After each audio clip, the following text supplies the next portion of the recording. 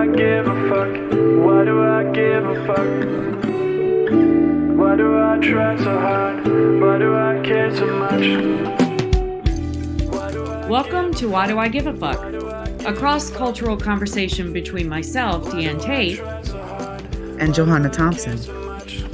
In these times of great struggle and possible shift, we ask ourselves, why do we give a fuck about any of it?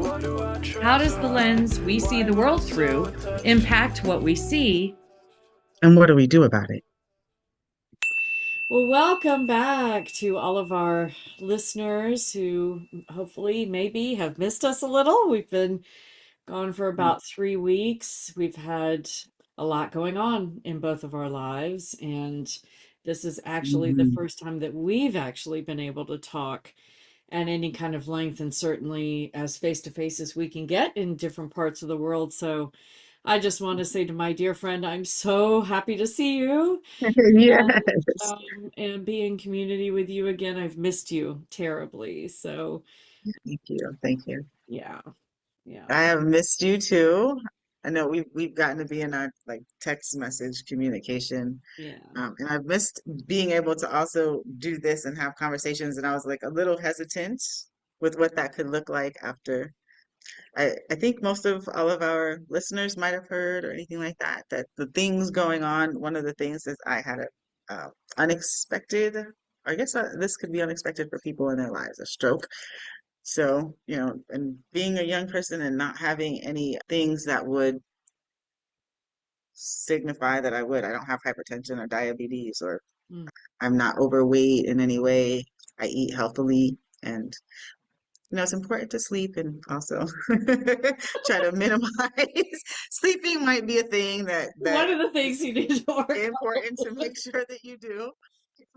But yeah, so I'm here and I am conscious. So just to be upfront, I'm conscious of like after these things, the way that you speak sounds a little bit different. So I'm just asking people to have like grace with that. Yeah. But Yeah, I'm here and I'm present and I'm glad to be seeing my friend Deanne and talking to the larger community of people who listen to us.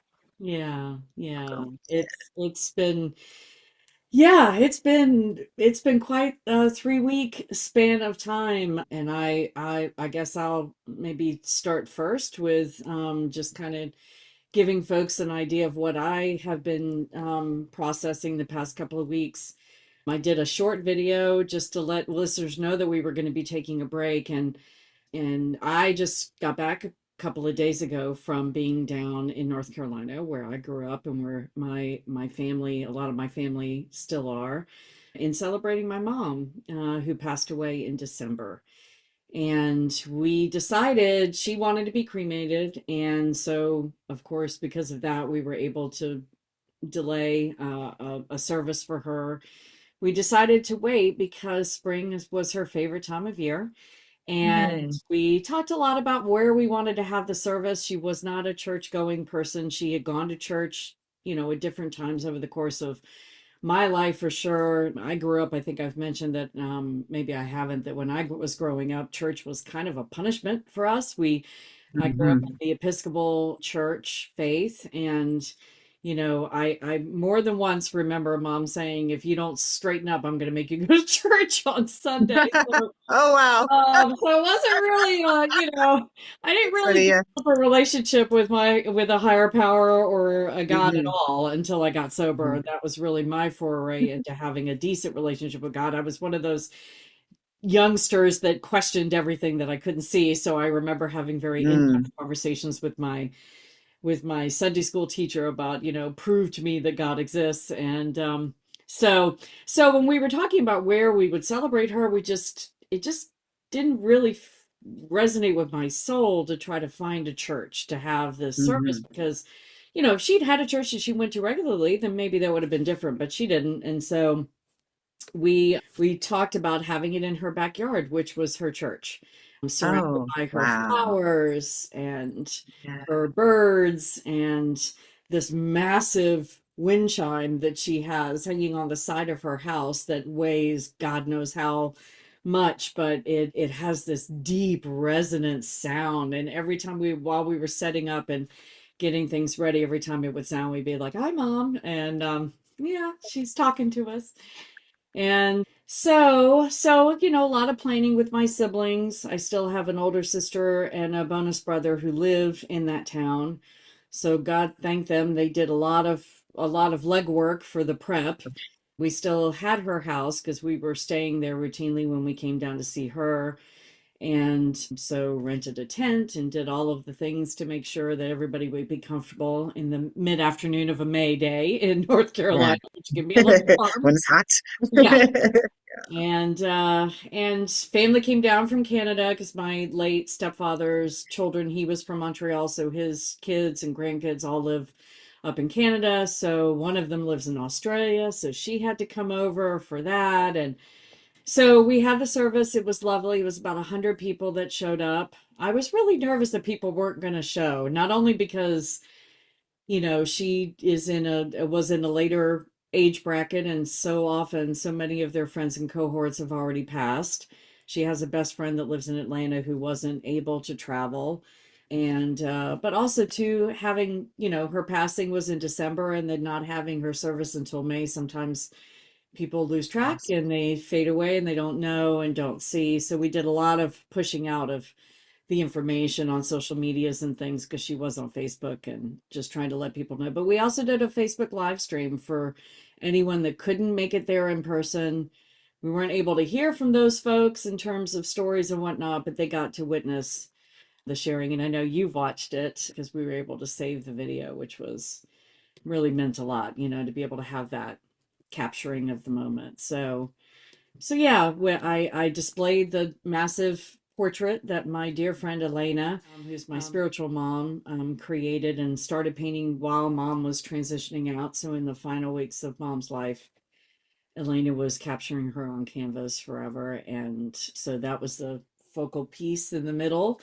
And it felt like she was there. Really, I felt her big time. I felt her energy Hmm. every time the birds started singing, or the wind chime gonged, or the breeze kicked up. It really felt like she was there. And my daughter surprised me and everyone else with getting up with one of the other grandchildren to share how much it mattered to her, how much her grandmother mattered to her, even though their relationship was rocky. It was tough. Uh-huh. Mimi Yeah. often was the target of mom every time mom would be. She was bipolar and often in a survivor of sexual abuse, trauma based in her childhood, and so she would often find a target and go for it. And unfortunately my daughter was often that target. Hmm. So she did get up and share. I'm very, very grateful that I think I've shared here that, I felt like I really developed a much better relationship with my mother at the end of her life the last 2 years as I was kind of managing her health care and having lots of conversations with all of her caregivers and her. And I think my daughter had the same gift of being able to, Hmm. mom kind of dropped her need to control as much. She's a major Yeah. control freak, which is where I get it. Thanks, mom. Um, We all yeah, have a form of like wanting to hello, control, my but name that's what is mothers Diane, do, and I'm a right? We gotta control take freak. care of a lot of things. Yeah, yeah, it does. I've got a very methodical brain and can get a lot of things crossed off lists, which is good, but I've had to really work on that piece for my relationship building and just being in community with others.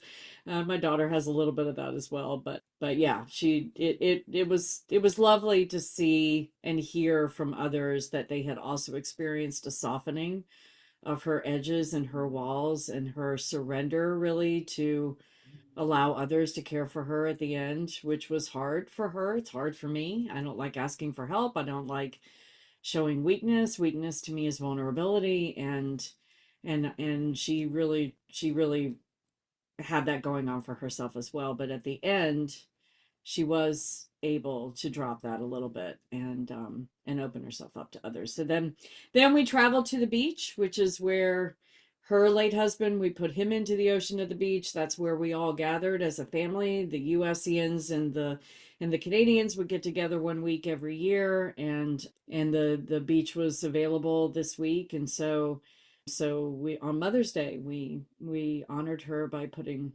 a good part of her in the ocean. The rest is going to go up to Maine, where her mother and father and her sister are in Blue Hill Bay up there. So it was very healing. I slept a lot. And Good. the weather wasn't great in the beginning. Mhm. It was early in the season for us. We usually went there later in the summer, so we had to contend with some rain and things, but the start of healing family, and that was good. So took the portrait with me, had it sitting in the living room, so mom was there, and yeah. So I'm just returning from all of that, and yeah, it was a long 2 weeks, but it was a good trip for sure.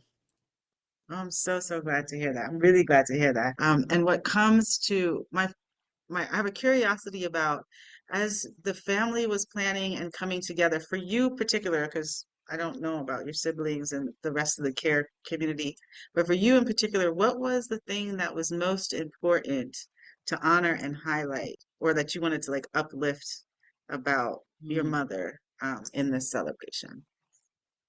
That's a great question. I don't know if I think the thing that I really stood for as we were planning it was where it was going to be. There was some waffling on whether or not we would pick a church. She went to this church a few times, and maybe we could do it there. And I just was, it was, it, I kind of stood that ground on that hill. And not that I was having to fight a lot with the siblings. It just, I was like, I really think it needs to be in her backyard. That is her, that's Mm. where, and then trying to resurrect, because she'd been out of the house for almost 3 years. And so while it was still maintained and, her backyard was still beautiful, one of the things that she'd love to do every year was plant lots and lots and lots of flowers, and that had really kind of gone away while she was gone. And so we were like, we gotta replace those flowers. We gotta get the place looking good, because she would be appalled if it wasn't.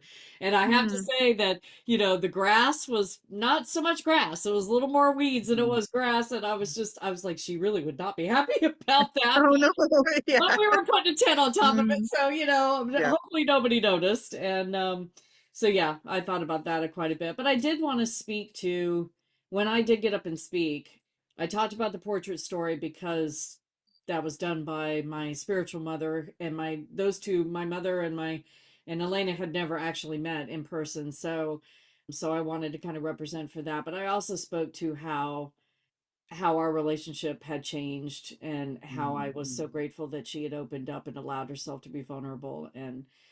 And I thought that was really important for people, because there was people from so many different walks of life for her, and some of those folks probably knew her when she went into those moments of not being very kind. And I wanted to speak into that. I wanted to Yeah. say that she got to a better place before she left than she was before. And so that was important for me. And then my daughter got up and spoke about my mother's generosity in terms of her grandchildren, and how all of them were graduating from college and grad school debt free because of her. And that I didn't even know she was going to get up and speak, Okay. so I didn't know what she was going to say. And I thought that was really, I thought it was beautiful. Number one, that she noticed, that she realized what a privilege that was, and then that she spoke into it, and really embodied that, because that is a huge privilege and a huge gift that she gave to all of them. So, and I hadn't really honed in on that. So, Lovely. What I heard in that was one of the things that was most important is finding like an environment that was really representative of your mom. And of course you had that amazingly beautiful portrait as a center point, a focus. And mhm. I noticed as I was watching this celebration how a lot of people continue to like be able to use that, like to highlight your mother's smile, to highlight, things that tapped into the memory of her experience. And I thought that that was particularly beautiful and like really nice to have something like that to like help hold people in the space. You could see that. And then as you're speaking about the sensitivity of relationship that was occurring with your mom, as a person outside of the space and not knowing any of your nuclear family, Mm-hmm. When we have close relationships with people whose lives we celebrate, that's like a different experience. But then all of the other folks that were, I guess, aunts, so, Yeah. extended family and Yeah. community, Yeah. everyone that I heard speaking really spoke about your mother's generosity. So Yeah. like the close relationships were like, there's like some edginess, we're trying to figure it out, glad mom softened.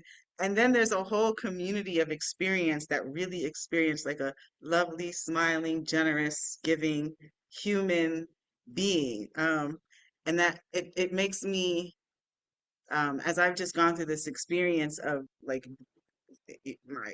I could not be here functioning in the way I could not be here. That's number A.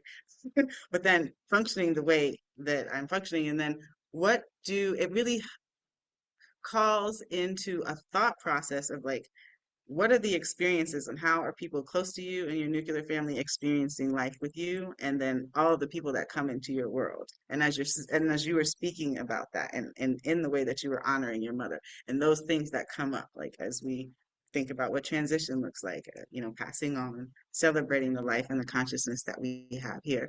And then the other thing that I was hearing from you that is interesting when we're thinking about death and transition is the rituals that we do a part of that to like bring us through. So your Mm-hmm. family being able to honor your mother in the garden, a place that was so important for her, to have the flowers that would bring her joy. So like that's just bringing her into the space.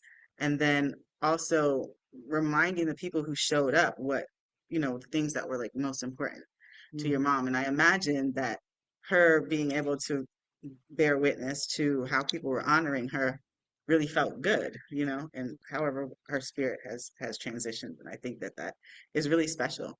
And um, Well, we didn't know, first of all, nobody RSVPs to a memorial service, so you don't know who's showing up.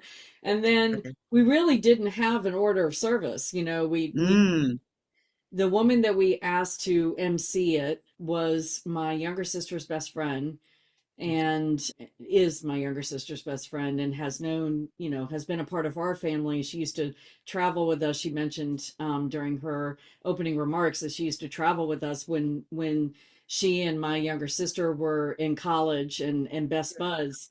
The younger sister always had to have somebody with her because she always felt a little, I too mean, young. I observed as her feeling maybe a little outside of because my older sister and I are only 3 years apart, and then younger is 6 years younger than me. So there's a significant gap in age, and it played into those dynamics of she really kind of was raised as an only child in a lot of ways. Mhm. There's a dynamic between my older sister and I and our mother that is very different than the younger. And so when we would go on family trips, I think Cece always felt like she maybe had to have somebody with her, like an ally or something, because it just felt like Fun. safer. And I don't Yeah. know. I'm speaking for her, so Cece, if that's not true, sorry about that. But so anyway, Sarah came on many family trips with us, and knew our mother really well. And so when we were thinking about who was going to MC it, if you're doing these kinds of things at a church, you typically have the pastor be the person who kind of runs the show. And we didn't have that. And so it was like, so we thought about having a pastor do it. And that did not resonate with me. I was like, why are we trying so hard to bring Christian guidance into this when, I mean, my mother identified as a Christian, but that wasn't a big part of her life. So having Sarah do it was really meaningful in so many different ways because we know her grounding, we know her spiritual base. My daughter used to call her Mama Sarah when she was growing up because Sarah was just this embodiment of Mother There. Earth. And Yeah. and so having her, but then we didn't know who else was going to be there. And so we had remarks. We knew that a couple of us wanted to speak, but then we opened it up to the audience. We said, if anybody would like to come share a story, please do so. And we had no idea if anybody would. So it was beautiful that somebody from her stitching community came up, and she was hilarious. I'd never met her before, but she was really funny and talked about mom's, her visits to the yarn store, which for mom was like Mecca, I mean, going into the yarn Yes. store. So she has closets and closets and closets of needlepoint and cross stitch Oh, unfinished projects. And And so Yeah. that was her crack, if you will.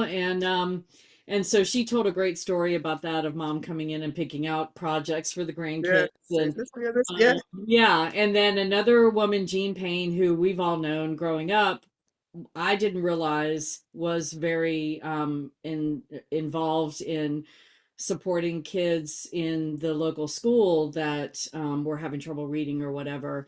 And mom, that's how mom got involved with that. She knew Jean, and Jean asked her to help. And so mom taught all of these kids how to read. And I knew, or helped them learn how to read. And I knew that she had done that, but I guess I didn't quite I didn't quite know the extent to which she did, and how many lives she touched. And then of course the note that I read from the CEO from the Sandhills Children's Center, which was where I got bit by the Yes. blood bug, Yes. because mom was on the board of that school, and when I was growing up, and I used to go play with the kids, and then I became, a teacher's assistant, and then that's how I wanted to go into special ed. That was where I got the bug. So it really, really, really meant a lot to hear from all these different people, none of whom we spoke to before the service, so we did not know they were going to speak, but they felt compelled to get up and share that part of mom's story, and that really meant a lot. So yeah, it was a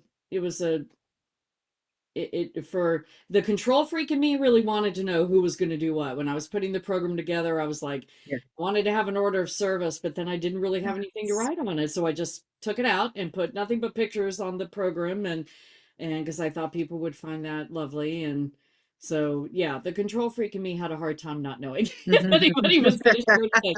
But I do think that mom, if mom was watching, and I think she was, I do think she might have been embarrassed a little bit by the accolades and all this. Oh. She did not like to be center of attention. When she was at the dedication for the skate park that was named for her, a couple of us, were like, "See, mom, this is your legacy." And she's like, "It's not about me. It's about the kids. It's not about me. It's about the kids." Nice. And I really appreciated seeing that selflessness. I knew Mhm. she projected that in her actions, but she also came from immense privilege and hadn't really deeply unpacked that before she left the earth. So it was nice to see her exude that, and then to hear from others how they saw her exude that. So Yeah, the impact of her presence on life. I do want to offer something because as we're talking about faith and what church looks like, another thing as somebody observing, I was like, where is this amazingly beautiful background? I was like, is that like the burial ground or what? mm, But and I hadn't remembered or realized that that your mother was cremated. So, but I was just like, this is like so extraordinary. It's so beautiful there, and that is church. yeah, That's church to me. that You know is. what I mean? And then when a congregation of people come together with like a high vibration intention, really good storytelling about life and being good and not not even just being good because good, bad, that's all relative, but like having impact on people's lives where it can be reflected and the stories be told and you see like what like the waves of connection are Hmm. and how we come together like in a ecosystem in a community of care for one another Hmm. um, that was really reflected in that celebration of life and I think that that's really important and it makes me have another real big question for you Okay. in your time of passing what do you think would be one of the things that you would want folks to honor about your presence and existence and Oh, storytelling? Yeah, yeah, it's a big question. It's a big it one. is a big I gotta ask question. you these questions because Yeah, I just played with death, so they've been on my mind. I know you did. And I don't want to get through Yeah, this we'll get episode there. We'll without get there. talking and No, no, we'll sharing, get there. because I want to honor what you've been through as well. I feel like I've been taking up a lot of space, and I'm not used to that, or I try not to do that anymore. And so, what would I want people? I think your question was, what would I want, how would I want to be remembered when I leave the earth? And yeah, I mean, very similarly, if you'd asked me if I would want the same things as my mother, or want the same path that my mother might have walked, not that long ago, I might have said, "Hell no, I don't want anything to do with that." Um, Yeah. Largely because of her, just her often obliviousness to her privilege. But clearly she has taught me about generosity and giving away that Mm, which you have, um, mm, and helping and serving others, and the importance of that, and then the also the importance of being quiet about it when you're doing it. That was the other thing mhm. I kind of took away Okay. from that, that, you know, these folks got up and shared about how she'd impacted their lives. My best friend from college got up and shared a story about how mom offered her private plane because she and my dad owned a plane for a time, in connection with my aunt and uncle. They owned it together, and my best friend at the time, who was it was in Biloxi, Mississippi, and her grandfather was dying, and she couldn't afford to fly home, and she was afraid she was going to miss his passing. And I remember now, I did not remember the story, but I remember now reaching out to mom and saying, "Mom, can you send the plane?" And she said, "Absolutely." So she sent the plane down to Biloxi and picked Cindy up and and got her home to see her pop up before he passed. And I had totally forgotten about that story. And so, you know, I'm identifying now that I tend to do that. I tend to do things like that, and not, I don't have a plane, but you know, help people in different ways and not tell anybody about it, which is one of the things I learned in recovery. Mm, There's a pamphlet that I really love that says "Just for Today." In fact, I have it around here somewhere. And one of the things on "Just for Today," I will do something nice for someone and I won't tell anybody. If anyone finds out about it, it doesn't count. So mm, that's something I kind of challenged myself to do. And I don't know, I felt a kinship with her on that. You know, moving, and nobody has to know how I move. I just move. So yeah. hopefully Yeah, that's, that's special. I remember hearing something like really the quality of your character is really determined about how you behave when no one's watching, yeah, yeah, yeah, you know? yeah. So Decisions you it's make like that. when one knows uh, what your decision is the key mhm, character. Yeah, mhm. yeah. Yeah, yeah, yeah.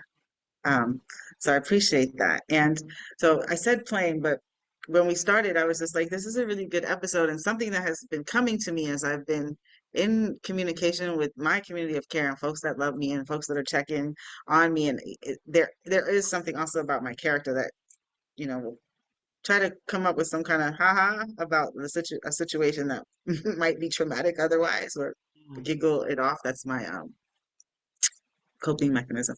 So I've been saying, yeah, I was just dancing with death. And um and when I say that, it really is dancing with death, like, and the image of a grim reaper might come up.